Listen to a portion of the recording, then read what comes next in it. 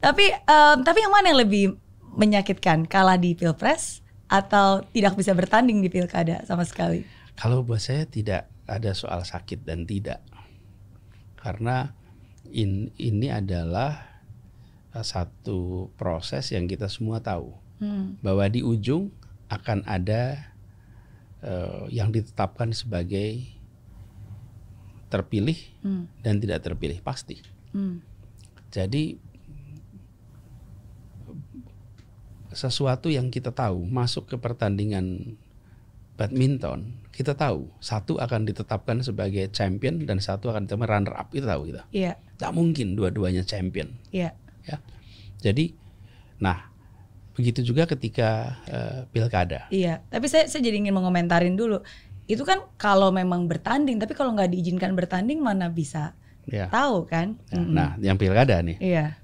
Yang pilkada, saya rasa ini adalah warning tentang demokrasi kita. Ini bukan tentang pribadi Anies apa tidak. Ini warning tentang demokrasi kita.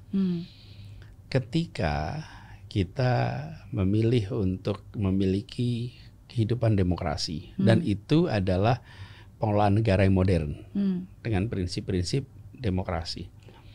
Bahkan ada yang monarki pun dengan konstitusional monark. Kemudian ada proses demokrasi. Demokrasi adalah pengelolaan modern. Nah, demokrasi ini harus dijaga.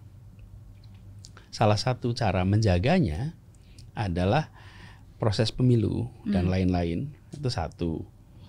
Wasit, pengelola itu netral. Yang kedua, selalu ada ruang untuk ada yang bertanding. Artinya selalu ada lawan kan? Yang ketiga, selalu ada aturan main yang digunakan secara tetap. Tapi kalau wasit dikendalikan, penyelenggara dikendalikan satu. Yang kedua, lawan ditiadakan. Yang ketiga, aturan main diubah-ubah. Berarti ini demokrasi kita dalam bahaya.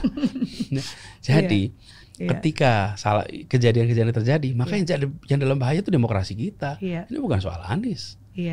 Ini soal demokrasi kita. Kalau kita ingin kehidupan demokrasi kita sehat, maka dalam proses itu tiga-tiga ini dijalankan. Bahkan kalau kita bicara demokrasi secara umum, minimal ada 3 hal yang harus ada. Satu, ada ruang untuk oposisi.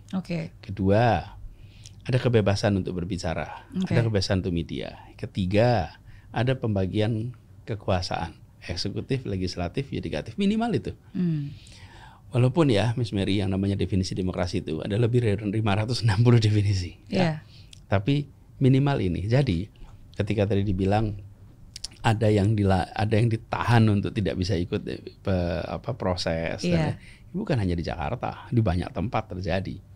Ini artinya kita harus mengkoreksi. Bila ini dibiarkan terus, maka yang terancam itu kehidupan demokrasi kita. Dan kalau demokrasi kita yang rugi siapa? Yang rugi rakyat. Betul. Yang rugi rakyat. Dan itu tidak boleh dibiarkan. Saya ini catatan.